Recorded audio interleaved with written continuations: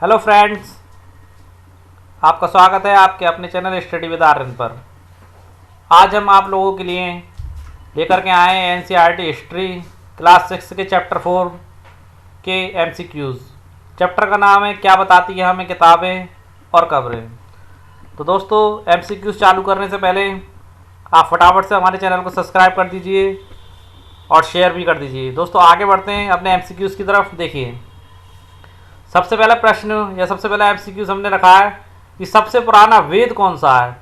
देखिए, हमारी जो हिंदू संस्कृति है वह वेदों पर ही आधारित है। हम लोग पहले से ही जानते हैं कि हमारे 4 वेद हैं, पर इम्पोर्टेंट पॉइंट ये है कि जो सबसे पुराना वेद है वो कौन सा है। वेदों के बारे में हम लोग सभी जानते हैं कि ऋग्वेद है, यजुर्वेद है, अथर्ववेद है और सामवेद है।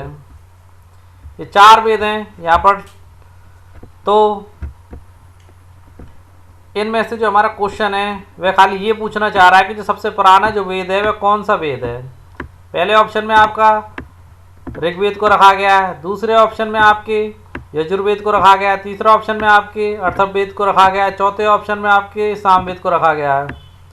तो दोस्तों, यहाँ आपका जो सबसे पुराना वेद है वह आपका ऋग्वेद। इस क्वेश्चन से संबंधित जो इसकी जो व्याख्या है क्यों है पुराना, वो हम आपको आगे बताएंगे। उससे पहले आपको नेक्स्ट क्वेश्चन के बारे में थोड़ी जानकारी दे देते हैं। ऋग्वेद की भाषा थी, यानी कि जो ऋग्वेद था, जो सबसे पुराना वेद था, उसकी भाषा क्या थी। हिंदी थी या प्राक संस्कृत थी या वैदिक संस्कृत थी या देवनागरी लिपि थी। उपयुक्त कथनों में से कौन सा कथन सही है। केवल एक यानी कि हिंदी थी, केवल 2 यानी प्राक संस्कृत थी, केवल 2 और 3 यानी कि प्राक संस्कृत और वैदिक संस्कृत थी, केवल 4 यानी देवनागरी लिपि थी। तो दोस्तों, यहाँ पर आपका ऑप्शन जो है वो तीसरा सही है, ऑप्शन सी, क्योंकि ऋग्वेद जो प्राचीन जो वेद है सबसे प्राचीन, उसकी भाषा प्राक संस्कृत और वैदिक संस्कृत थी। ओके फ्रेंड्स, अब थोड़ा सा इन पर प्रकाश डाल देते हैं। यहाँ देखिए, ऋग्वेद सबसे पुराना वेद इसलिए क्योंकि ऋग्वेद की जो रचना हुई थी 3500 साल पहले हुई थी। कितने साल पहले हुई थी? 3500 साल पहले। इसमें 1000 से ज़्यादा प्रार्थना है जिन्हें सुक्त कहा जाता है, यानी कि जो मंत्र हैं जो हैं उन्हें प्रार्थनाएं कहा जाता है और प्रार्थना को ही सुक्त कहा जाता है। ठीक है, सूक्त का अर्थ होता है अच्छी तरह से बोला गया। ये सूक्त विभिन्न देवी देवताओं की स्तुति में, यानी कि जो प्रार्थना करते हैं, पूजा अर्चना करते हैं, स्तुति में यानी कि गुणगान में रचे गए। इनमें प्रमुख देवता जो है वो इंद्र हैं, सोम है, अग्नि है। इंद्र को जो देवता माना जाता था वो युद्ध का देवता माना जाता था, अग्नि को आग का देवता माना जाता था, सोम एक पौधा है तो उस चीज के देवता इन्हें माना जाता था। ये खास पेय बनाया जाता था सोम के पौधे से। यहाँ हमने ऋग्वेद के संबंध में महत्वपूर्ण पॉइंट्स आप लोगों को व्याख्या के जरिए बता दिए, प्रश्न भी बता दिए। 3500 साल पहले हुई थी, 1000 से ज्यादा प्रार्थनाएं और जिन्हें सूक्त कहा जाता है। सूक्त का मतलब अच्छी तरह से बोला गया। ठीक है दोस्तों, और देवी देवताओं की स्तुति में ये लोग ये रचे गए थे और इन्हें खाली मुंह से बोल के रटाया जाता था, कंठस्थ कराया जाता था छात्रों को, ऋषि मुनि द्वारा कंठस्थ करवाया जाता था। ठीक है, और इनमें प्रमुख देवता इंद्र, सोम और अग्नि थे। ध्यान रखना, क्वेश्चन पूछा जाता है ऋग्वेद के समय में प्रमुख देवता कौन थे और कौन सा देवता किस काम का देवता था। ठीक है दोस्तों, अगला जो हमारा प्रश्न था ऋग्वेद की भाषा। ऋग्वेद की भाषा के लिए हमने यहाँ पर कुछ प्रकाश डालने के लिए कुछ बिंदु लिए हैं। जैसे देखिए, वैदिक सूक्त प्रार्थनाओं की रचना, वैदिक सूक्त प्रार्थनाओं की रचना ऋषियों ने की थी। आचार्य लोग विद्यार्थियों को इन सूक्तों को अक्षरों, शब्दों और वाक्यों में बांटकर सस्वर कंठस्थ कराते थे। जैसा कि हमने आप लोगों को बताया कि यानी बोल बोल के रटाया जाता था, कंठस्थ करवाया जाता था, छात्रों को लिखवाया नहीं जाता था। और जो कुछ सूक्त होते थे, सूक्त या प्रार्थनाओं की रचना महिलाओं ने भी की है। यानी कि ऐसा नहीं है कि खाली सबकी जो रचना है वो आचार्यों ने, ऋषि मुनियों ने की, कुछ सूक्तों की रचना महिलाओं ने भी की है। ऋग्वेद से संबंधित बात चल रही है अभी तक। आगे देखते हैं प्रश्न नंबर अगला। संस्कृत भाषा कौन से भाषा परिवार का हिस्सा है। हमारे कई भाषा परिवार रहे हैं, उनमें से कौन से भाषा परिवार का हिस्सा है। पहला ऑप्शन भारोपीय। भारोपीय इसका मतलब क्या है? भारतीय और यूरोपीय। भारोपीय आ जाता है कभी कभी शब्द, इसलिए हमने यहाँ पर आपको डिस्क्राइब करने के लिए ले लिया है। भारोपीय का मतलब भारत और यूरोपीय। दूसरा आपका तिब्बत वर्मा परिवार। तीसरा आपका ऑस्ट्रो एशियाटिक परिवार। चौथा आपका निम्न में से कोई नहीं। तो दोस्तों पहले आपके इस प्रश्न का उत्तर दे देते हैं, फिर उसे प्रकाश भी डालेंगे कि जो भाषा परिवार है इनमें कौन कौन सी भाषाएं आती हैं।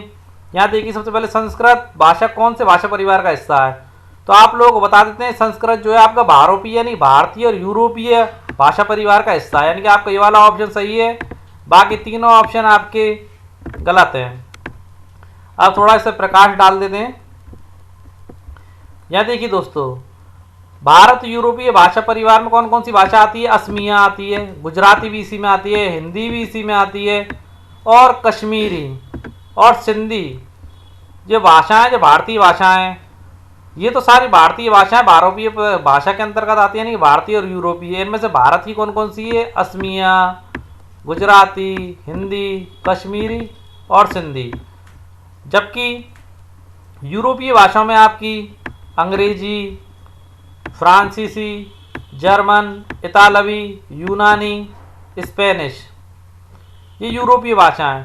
और इसके अंतर्गत ही भारत यूरोपीय भाषा में कुछ एशियाई भाषा भी हैं जैसे कि फारसी। ओके दोस्तों, ये मुस्लिम लोगों द्वारा प्रारंभ की गई थी भारत में।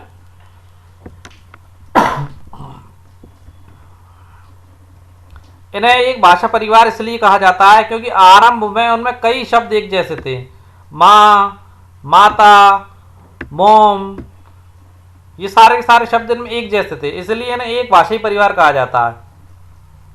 दोस्तों बाकी की जो भाषा परिवार है ये तो बात ओनली आपकी भारत यूरोपीय यानी भारोपीय भाषा परिवार के विषय में हुई। बाकी के आपके कुछ भाषा परिवार बचे उनके विषय में आप लोगों को बता देते हैं। उपमहाद्वीप यानी कि भारतीय उपमहाद्वीप में दूसरी भाषाओं की भाषाएं बोली जाती हैं। उदाहरण के लिए पूर्वोत्तर प्रदेश, नक्शा देख लीजिए एक बार। ये दिशा जो आपकी कहलाती है पूरब कहलाती है, ये पश्चिम कहलाती है, उत्तर कहलाती है और ये दक्षिण कहलाती है। तो यहाँ जो दिशा की बात हो रही है, उदाहरण के लिए पूर्वोत्तर प्रदेश यानी पूरब और उत्तर, यानी इस प्रदेश में कौन सा प्रदेश हुआ है, पूरब प्लस उत्तर। पूर्वोत्तर प्रदेश में तिब्बत बर्मा परिवार की भाषाएं बोली जाती हैं। कौन सी भाषाएं बोली जाती हैं, तिब्बत और बर्मा परिवार की, ता से तिब्बत और बा से बर्मा परिवार की भाषाएं बोली जाती हैं। कहाँ बोली जाती हैं, पूर्वोत्तर प्रदेश में। ठीक है दोस्तों, ये भारत की बात हो रही है, भारतीय उपमहाद्वीप की। तमिल, तेलुगु, कन्नड़ और मलयालम द्रविड़ भाषा परिवार की भाषाएं कौन से भाषा परिवार की हैं, द्रविड़ भाषा परिवार की, यानी कि दूसरा परिवार आपका हो गया तिब्बत बर्मा परिवार, तीसरा परिवार आपका होगा द्रविड़ भाषा परिवार, चौथा परिवार आपका कौन सा है, जबकि झारखंड और मध्य भारत में कई हिस्सों में बोली जाने वाली भाषाएं ऑस्ट्रो एशियाटिक परिवार की हैं। 4 परिवार बताए गए आपकी एनसीईआरटी हिस्ट्री की बुक में। झारखंड और मध्य भारत के कई हिस्सों में बोली जाने वाली भाषा कौन सी, ऑस्ट्रो एशियाटिक। पहली कौन सी थी, भारतीय यूरोपियाई भाषा, जिसके अंतर्गत कौन कौन सी भाषा आती है हम बता चुके। दूसरी कौन सी थी आपकी, तिब्बत बर्मा वाली भाषा। तीसरी द्रविड़ भाषा परिवार की। चौथी आपकी ऑस्ट्रो एशियाटिक, किन किन क्षेत्रों में बोली जाती है हम आप लोगों को बता चुके।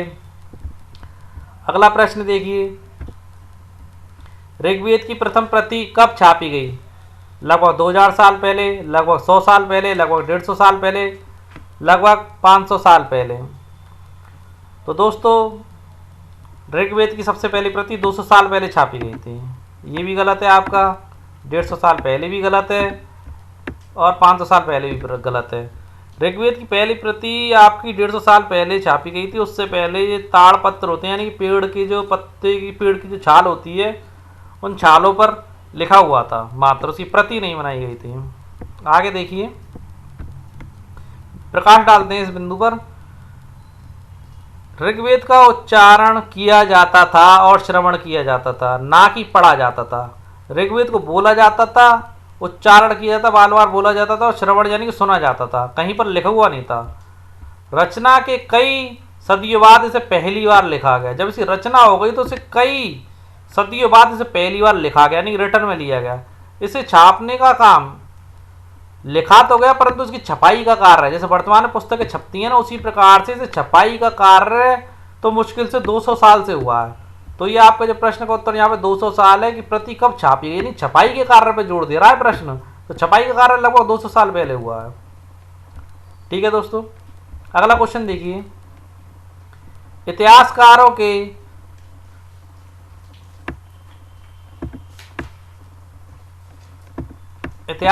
ने ऋग्वेद का अध्ययन करने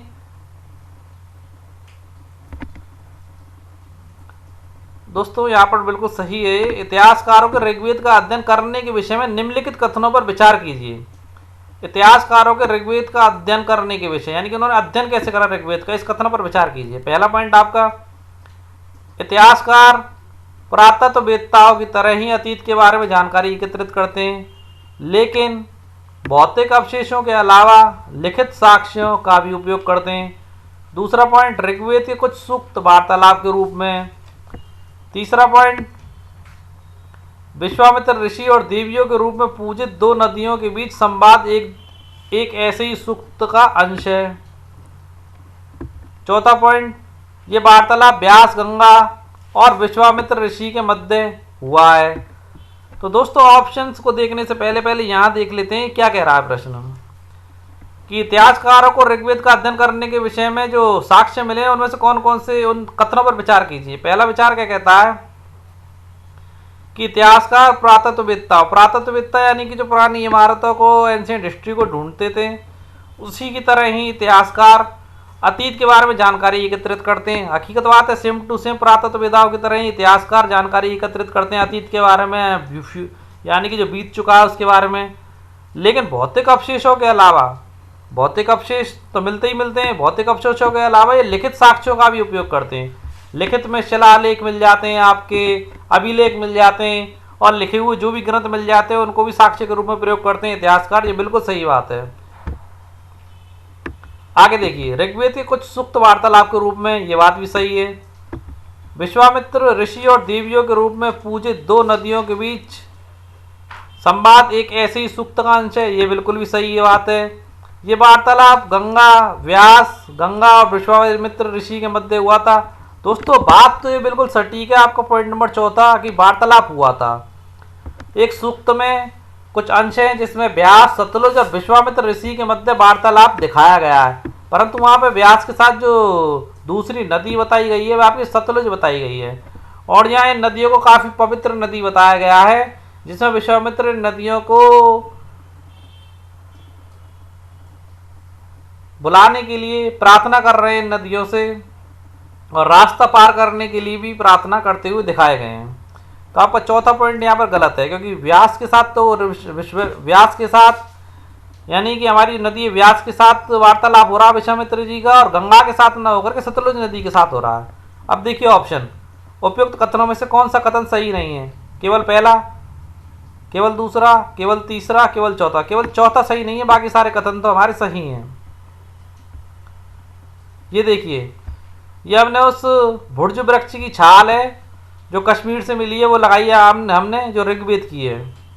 इसी के अंतर्गत जो है नदियों के मध्य वार्तालाप का जिक्र किया गया, विश्वामित्र और बाकी नदियों के मध्य वार्तालाप जो हुआ है। देखते हैं इसको। ऋग्वेद की पांडुलिपि का एक पन्ना, भुर्ज वृक्ष की छाल पर लिखी गई पांडुलिपि कश्मीर में पाई गई, ये मैंने आपको बता ही दिया।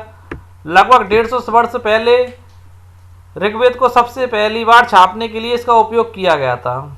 ठीक है दोस्तों, इसका उपयोग, एक बात ध्यान रखना, अब आप यहाँ यूँ कहोगे कि 150 वर्ष पहले छपाई का कार्य हुआ है, लेकिन नहीं, सबसे पहले छपाई का कार्य तो आपका 200 वर्ष पहले हो चुका था। यहाँ हम बता चुके, वहाँ मुश्किल से 200 साल पहले हुए छापने के लिए। परंतु ये जो आपको दिखाया जा रहा है ना, ये पांडुलिपि दिखाई जा रही है जो कश्मीर से मिली, इसका प्रयोग और इसे छापने के लिए, सबसे पहली बार इसे छापने के लिए इसका जो प्रयोग किया गया वो 150 वर्ष पहले किया गया। दोनों बातों में अंतर है, अपने दिमाग में सेट कर लेना स्टूडेंट्स। इसी पांडुलिपि को देखकर इसका अंग्रेजी अनुवाद तैयार हुआ है। ठीक है, यह पांडुलिपि पुणे महाराष्ट्र के पुस्तकालय में सुरक्षित है। ठीक है, आगे देखते हैं। ऋग्वेद में किस नदी के नाम का उल्लेख सबसे कम बार हुआ है? गंगा, यमुना, व्यास, सतलुज, सिंधु, सरस्वती, निम्न में से कोई नहीं। तो आप लोगों को दोस्तों यह बता देते हैं कि सबसे कम या मात्र एक बार जिस नदियों का प्रयोग, नाम का प्रयोग हुआ वह आपकी गंगा और यमुना है। ठीक है दोस्तों, यानी कि पहला ऑप्शन आपका सही है। ऋग्वैदिक काल के युद्धों के संबंध में निम्न में से कौन सा कथन सही नहीं है? ऋग्वैदिक काल में जो युद्ध हुआ करते थे उनके संबंध में कौन सा कथन सही नहीं है, बताइए। इस काल में युद्ध जमीन, अच्छे चारागाह या जहाँ जौ जैसी जल्दी उपजाने वाली फसलों को उपजाया जा सकता था उसके लिए होते थे। दूसरा पॉइंट, कुछ लड़ाइयाँ पानी के स्रोतों और लोगों को बंदी बनाने के लिए भी लड़ी जाती थी। युद्ध में जीते गए धन को केवल पुरोहित को दिया जाता था। इस काल में युद्धों के लिए कोई स्थायी सेना नहीं थी। तो देखिए समझते चलते हैं, इस काल में युद्ध जमीन के लिए होता था, बिल्कुल सही बात है। अच्छे चारागाह के लिए होता था, हाँ इसके लिए भी होता था। जो जौ जैसी फसलें जल्दी उपजाई जाती थी, जल्दी उपजाई जा सकती थी, जो मृदा थी जल्दी फसलों को उपजाती थी, उस जमीन को हड़पने के लिए युद्ध हुआ करते थे यहाँ पर। यानी कि आपका पहला पॉइंट है बिल्कुल सही है। पानी के स्रोतों के लिए भी होते थे, क्योंकि पानी तो महत्वपूर्ण चीज़ है जीवन का। लोगों को बंदी बनाने के लिए भी होते थे, उन्हें गुलाम बनाया जाता था, फिर उनसे अपना मनचाहा काम कराया जाता था। ठीक है दोस्तों, युद्ध में जीते गए धन को केवल पुरोहित को दिया जाता था, नहीं, ये बात बिल्कुल गलत है। युद्ध में जीते गए धन को सरदार को दिया जाता था, पुरोहित को भी दिया जाता था, बाकी जो बचा हुआ धन था वो जनता को दिया जाता था। यानी कि 3 हिस्सों में बंटता था ऋग्वैदिक काल में धन। पहले तो सरदार को दिया जाता था, फिर पुरोहितों को दिया जाता था, और बाकी का बचा हुआ धन जनता में बंटता था। इस काल के युद्धों के लिए कोई स्थायी सेना नहीं होती थी। हाँ, स्थायी सेना नहीं होती थी, ये बात भी सही है आपकी। यानी कि एक पॉइंट ही आपका गलत है, जो तीसरा। यहाँ देखिए, यहाँ हमने प्रकाश डाला है इस पॉइंट पर। युद्ध में लूटा गया धन यज्ञ के लिए भी प्रयुक्त होता था। यज्ञ की आग में आहुति दी जाती थी, और ये आहुति देवी देवताओं को दी जाती थी, और जो आहुति दी जाती उसमें घी भी डाला जाता था, अनाज भी डाला जाता था, कभी कभी जानवरों की आहुति भी दी जाया करती थी। यानी कि जो लूटा हुआ धन था उससे राजा में बांटा जाता था, राजा नहीं सरदार, सरदार में बांटा जाता था। उसके बाद आपके पुरोहित में बांटा जाता था, सरदार, पुरोहित, पुरोहित के बाद आम जनता में बांटा जाता था, और बाकी के जो धन था वो यज्ञों के लिए रखा जाता था, और उसी धन से देवी देवताओं को आहुतियाँ दी जाती थी। ठीक है दोस्तों, सरदार, पुरोहित, जनता, और जो बचा हुआ धन था वो लास्ट में कहाँ काम आता था? यज्ञ करने के काम में आता था। किस काम में आता था? यज्ञ करने के में। ठीक, आगे देखते हैं। ऋग्वैदिक काल के पुरोहितों और राजा की विशेषताओं के संबंध में निम्नलिखित कथनों पर विचार कीजिए। ऋग्वेद में पुरोहितों को कभी कभी ब्राह्मण कहा जाता था। पुरोहित तरह तरह के यज्ञ और अनुष्ठान किया करते थे, पहला पॉइंट। दूसरा पॉइंट, इस काल के राजा बड़े महलों में रहते थे, इनके पास बड़ी सेना होती थी, इनकी मृत्यु के बाद इनका पुत्र राजा बनता था। दोस्तों देखिए, उपयुक्त कथनों में से कौन सा कथन सही नहीं है? केवल पहला कथन क्या कहता है? ऋग्वेद में पुरोहितों को कभी कभी ब्राह्मण कहा जाता था, बिल्कुल सही बात है। पुरोहित तरह तरह के यज्ञ और अनुष्ठान किया करते थे, सही बात है। यज्ञ और अनुष्ठान किया करते थे जिससे देवी देवताओं को आहुतियाँ दी जाती थी, जो पहले ही बता चुके हैं हम आपको। पॉइंट नंबर बी जो आपका वो कहता है केवल दूसरा क्या कहता है? इस काल के राजा बड़े महलों में रहते थे, नहीं रहते थे, उस टाइम में कोई महल नहीं हुआ करते थे। इनके पास बड़ी सेना थी, नहीं, कोई स्थायी सेना भी नहीं होती थी। इनकी मृत्यु के बाद इनका पुत्र राजा बनता था, नहीं, इनका पुत्र राजा नहीं बनता था। और ये जनता से कर भी नहीं वसूला करते थे। यानी कि दूसरा पॉइंट आपका गलत है, और केवल पहला हो नहीं सकता, या केवल पहला और दूसरा हो नहीं सकता, सभी गलत है। ऐसा नहीं है कि पहला पॉइंट यहाँ पर सही है। एक चीज़ आपको बताते चले दोस्तों, ऋग्वैदिक काल में जो मेन पावर रहती थी वो पुरोहित के पास रहती थी। अगर राजा गलत कार्य किया करता था तो उसे पदच्युत कर दिया जाता था, और उसके स्थान पर दूसरा व्यक्ति बना दिया जाता था। जो व्यक्ति राजा बनने के लायक होता था उसे ही राजा की गद्दी पर बैठाया जाता था। ऐसा नहीं था कि पीढ़ी दर पीढ़ी राजा बनते रहें, राजा का पुत्र ही राजा बनेगा, ऐसा कुछ भी नहीं था। ओके फ्रेंड्स, आगे बढ़ते हैं। निम्नलिखित में से कौन सा से शब्द ऋग्वेद में मिलता है मिलते हैं? पहला शब्द जन या विष, दूसरा पुरु जन या विष, तीसरा यदु जन या विष। तो दोस्तों ऋग्वेद में जो शब्द मिलते हैं, उपयुक्त कथनों में से कौन सा कथन सही नहीं है? पहला देखते हैं, केवल पहला, जन या विष। जन यानी कि दोस्तों जन का मतलब होता था दोस्तों जनता या पूरे समुदाय के लोगों के लिए इस्तेमाल होता था जन शब्द पहले। तो वहाँ क्या था, दो शब्द थे, एक जन था और दूसरा विष था। जैसे कि यहाँ पर जो पहला पॉइंट है आपका जन और दूसरा क्या है, विष। तो जो जन जो बिंदु है, ये जो है ना, ये वाला जन, इसका प्रयोग हिंदी व अन्य भाषाओं में आज भी होता है। और जो दूसरा जो विष है ना, विष, इससे वैश्य शब्द निकला है। ठीक है दोस्तों, ये ऋग्वेदिक काल में उपयोग में लाए जाते थे।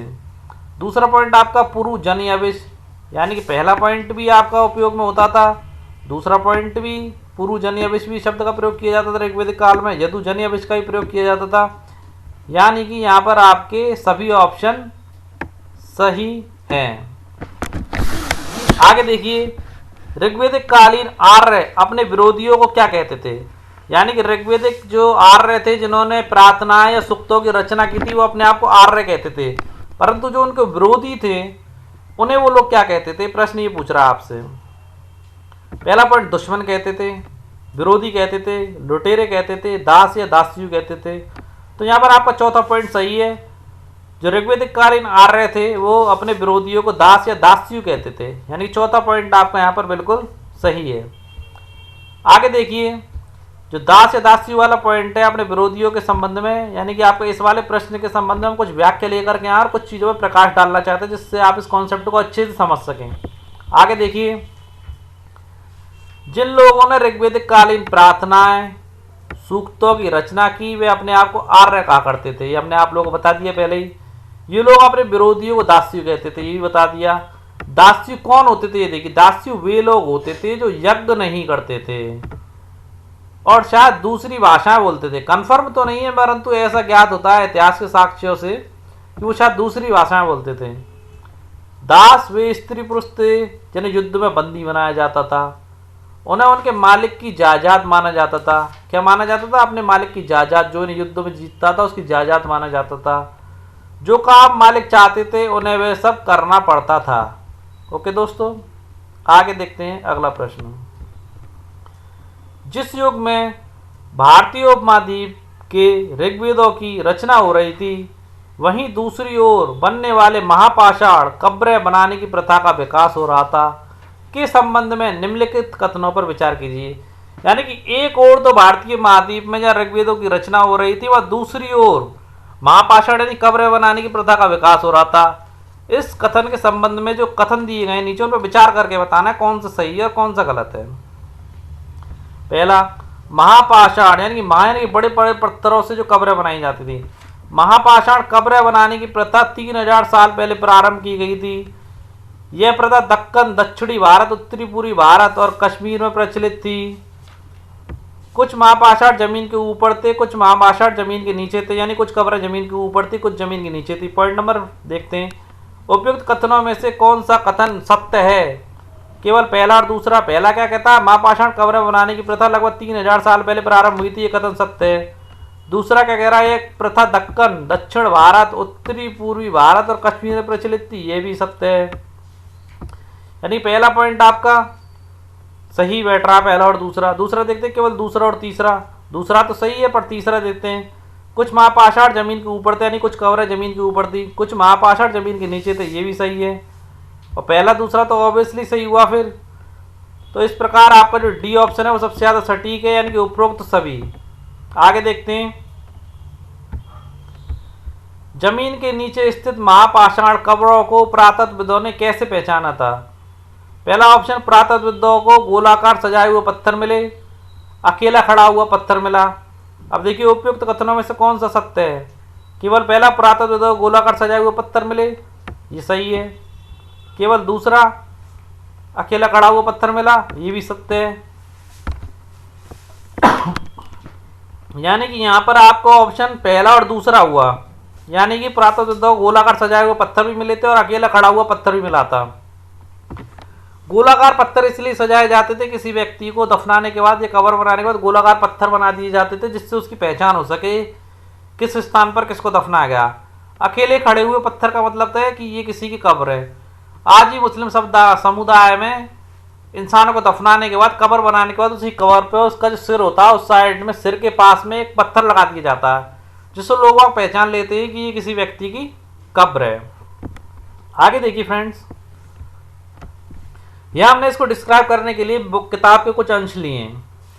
यहाँ देखिए ये पत्थर है आपके, ये पत्थर रखे हुए हैं, ये कब्र है, बीच में आपको दिख रही होगी, कब्र के चारों तरफ पत्थर है। इसको मैं थोड़ा सा बना देता हूँ। ये सारे के सारे गोलाकार बड़े बड़े पत्थर हैं जो कब्र को चारों ओर से घेरे हुए हैं। बीच में ये जो दिखाई दे रही है आपको, ये कब्र है, और कब्र के बीच में ये आपको बिल्कुल गोल होल दिखाई दे रहा होगा, ये कब्र में आने जाने का रास्ता है। ठीक है दोस्तों, अब देखिए कई बार पुरातत्वविदों को गोलाकार सजाए हुए पत्थर मिलते हैं, कई बार अकेला खड़ा हुआ पत्थर मिलता है। यही एकमात्र प्रमाण है जो जमीन के नीचे कब्रों को दर्शाते हैं। बता दिया हमने ये चीज़ आपको। महापाषाणों के यानी कब्रों के निर्माण के लिए लोगों को कई तरह काम करने पड़ते थे। हम गड्ढा खोदना पड़ता था, बिना गड्ढा खोदे कब्र खुद ही नहीं सकती दोस्तों। शिलाखंडों को पत्थरों को ढोकर लाना पड़ता था, क्योंकि चारों तरफ पत्थर लगाए गए तो ढोकर तो लाना पड़ता था। बड़े पत्थरों को तराशना और मरे हुए को दफनाना, तराशना पड़ता था आने जाने का रास्ता बनाने के लिए, चौकोर पत्थर बनाने के लिए, ढकने के लिए, कब्रों को ढकने के लिए पत्थर की आवश्यकता होती थी, और फिर व्यक्तियों को दफनाया भी जाता था।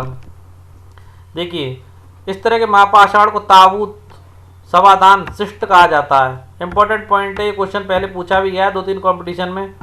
जो ऐसा जो होता है उसे क्या कहा जाता है? शिष्ट कहा जाता है। यहाँ दिखाया गया शिष्ट में एक पोर्ट होल, एक सुराख है जो शायद पत्थरों से बने हुए कमरे में आने जाने का रास्ता था। क्या कहलाता था ये? Port whole.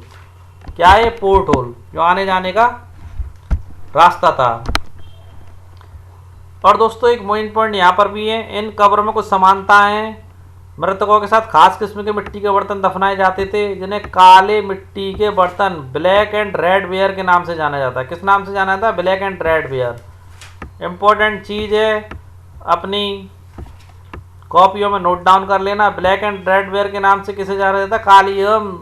काली और लाल मिट्टी के बर्तनों को, जो कि कब्रों के साथ दफनाए जाते थे, महापाषाणों के साथ दफनाए जाते थे। इनके साथ ही मिले हैं लोहे के औजार, हथियार, घोड़े के कंकाल, सामान तथा पत्थर और सोने के गहने। अब देखिए महापाषाण कब्रों से मिले लोहे के सामान, बाईं ओर घोड़े के लिए सामान है, नीचे कुल्हाड़ियाँ हैं और एक कटार है। कटार ये रही, कुल्हाड़ियाँ ये रही, और घोड़े के लिए सामान ये रहा। आगे देखते हैं। देखिए महापाषाणिक कब्रों के संदर्भ में निम्नलिखित कथनों में से कौन सा कथन सही नहीं है?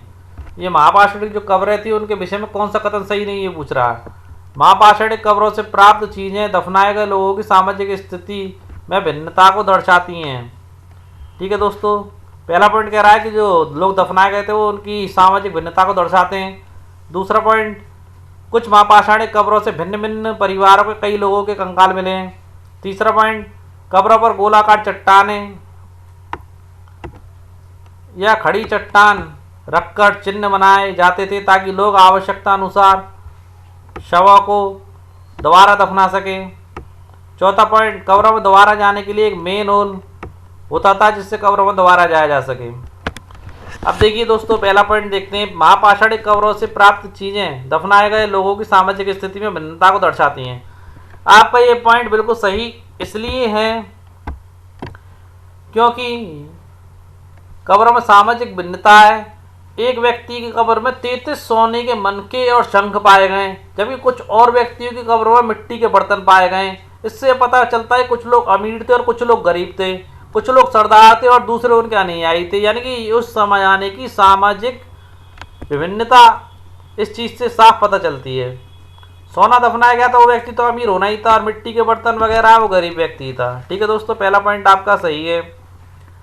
कुछ महापाषाणिक कब्रों में भिन्न भिन्न परिवार के कई लोगों के कंकाल मिले। ऐसा पॉसिबल ही नहीं है कि एक कब्र में विभिन्न विभिन्न परिवार के लोगों को दफना दिया जाए, यानी कि ये पॉइंट आपका गलत है। कब्र पर गोलाकार चट्टान या खड़ी चट्टान रखकर चिन्ह बनाए जाते थे, ये चीज़ सही है। हम इसका फोटो भी आप लोगों को दिखा चुके हैं, ताकि लोग आवश्यकता अनुसार शवों को दोबारा दफनाने आ सके। जिससे शवों को जब दफनाया जाता था उस स्थान को लोग भूले नहीं, और एक ही परिवार के कई लोगों को उसी स्थान पर दफनाया जा सके या उसके पास दफनाया जा सके। वैसे ये जो हमने चित्र में आपको दिखाया है, ये जो हमने दिखाया पोर्ट होल, पोर्ट होल से ऐसा प्रतीत होता है कि एक ही कब्र में जैसे पति पत्नी हो या एक ही परिवार के लोगों ने दफनाने के लिए पोर्ट होल बनाया जा सकता था। एक व्यक्ति मर गया और भविष्य में कोई दूसरा मरता है तो इस पोर्ट होल के माध्यम से एक व्यक्ति के अलावा उसी परिवार के दूसरे व्यक्तियों को भी दफनाया जा सके। इस उद्देश्य के साथ ये पोर्ट होल शायद बनाए गए हों। ठीक है दोस्तों, आगे देखिए अगला पॉइंट आपका। अगला पॉइंट आपका है कब्रों में दोबारा जाने के लिए मेन होल होता था जिसमें कब्रों में दोबारा जा सके। नहीं, ये पॉइंट आपका गलत है, यानी कि मेन होल नहीं होता था, पोर्ट होल होता था। जो हमने आप लोगों को बता दिया पोर्ट होल होता था जिससे कब्रों में दोबारा जाया जा सके। तो इस प्रकार आपके यहाँ पर दो ऑप्शन सही है, पहला और तीसरा। तो पहला और केवल तीसरा, यानी कि ऑप्शन सी आपका यहाँ पर सही है। आगे देखिए, इनाम गांव के विषय में निम्नलिखित कथनों पर विचार कीजिए। इनाम एक गांव था, यह भीमा की सहायक नदी घोड़ के किनारे एक जगह है। यह 3600 से 2700 साल पहले, यहाँ 2600 से 2700 साल पहले लोग रहा करते थे। उपयुक्त कथनों में से कौन सा कथन सत्य है? केवल पहला, केवल दूसरा, केवल पहला और दूसरा, ना तो पहला और ना दूसरा। दोस्तों पहले पॉइंट पर डिस्कस करते हैं। ये भीमा की सहायक नदी, भीमा जो है आपके आज ही महाराष्ट्र में स्थित है। भीमा की सहायक नदी घोड़ के किनारे एक जगह है, बिल्कुल सही बात है, यानी कि आपका पहला पॉइंट सही है। ये 3600 से 2700, यहाँ 3600 से 2700 साल पहले लोग रहा करते थे, ये बात भी सही है, यानी कि आपका ऑप्शन पहला और दूसरा सही है। तो आपका ऑप्शन सी यहाँ पर सही हुआ। आगे देखिए,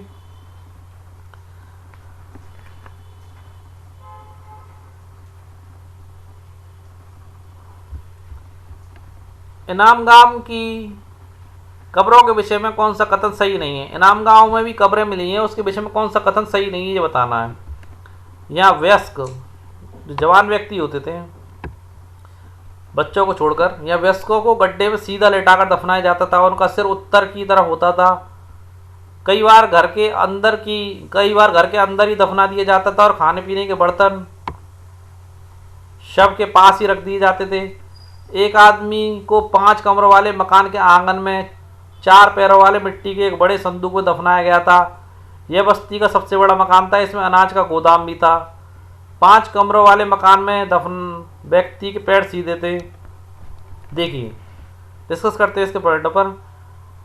यहाँ वयस्कों को गड्ढे में सीधा लेटाकर दफनाया जाता था, उनका सिर उत्तर की तरफ होता था, बिल्कुल सही बात है। यहाँ से जितनी भी महापाषाण कब्रें मिली हैं वयस्कों की, उन सबको कब्रों में सीधा लेटाया गया और उनका सिर उत्तर दिशा की ओर है। जबकि वर्तमान समय में मुस्लिमों के यहाँ जो शवों को दफनाया जाता है उसमें उनका जो सिर होता है वो पूरब की पश्चिम की ओर होता है। कई बार घर के अंदर ही दफना दिया जाता था, खाने पीने के बर्तन सबके साथ रख दिए जाते थे, बिल्कुल सही बात है। इसके भी साक्ष्य मिले। एक आदमी को 5 कमरों वाले मकान के आंगन में 4 पैरों वाले मिट्टी के एक बड़े संदूक में दफनाया गया। यह बस्ती का सबसे बड़ा मकान था, इसमें अनाज का गोदाम भी था। तो दोस्तों शायद ये वहाँ का सरदार या राजा रहा होगा जो 5 कब्रों वाले मकान में दफनाया गया और 4 पैरों वाले मिट्टी के बड़े संदूक में दफनाया गया, जो बस्ती का सबसे बड़ा मकान था। और इस मकान में अनाज का गोदाम भी था। शायद वहाँ का राजा रहा हो या सरदार रहा हो। ठीक है दोस्तों, यानी कि ये पॉइंट भी आपका सही है। 5 कमरों वाले मकान के आंगन में दफन व्यक्ति के पैर सीधे थे, ये पॉइंट आपका गलत है, क्योंकि उसके जो पैर थे दोस्तों वो मुड़े हुए थे, पैर उसके मुड़े हुए थे। ठीक है दोस्तों, अब देखिए उपयुक्त कथनों में से कौन सा ऐसे कथन सत्य है? पहला सही है, सा कथन असत्य है होना चाहिए दोस्तों। ये कौन सा कथन गलत है? केवल पहला, केवल दूसरा, केवल तीसरा, और इसमें ओनली आपका चौथा पॉइंट गलत है, बाकी सारे पॉइंट आपके सही हैं। आगे देखिए दोस्तों। तो दोस्तों इस प्रकार हमने अपना NCERT हिस्ट्री क्लास 6 का चैप्टर नंबर 4 आप लोगों को उसके MCQs आज पूरे तरीके से कंप्लीट करा दिए हैं, जिसमें हमने पूरी कोशिश की है कि एक भी क्वेश्चन ना छूटे।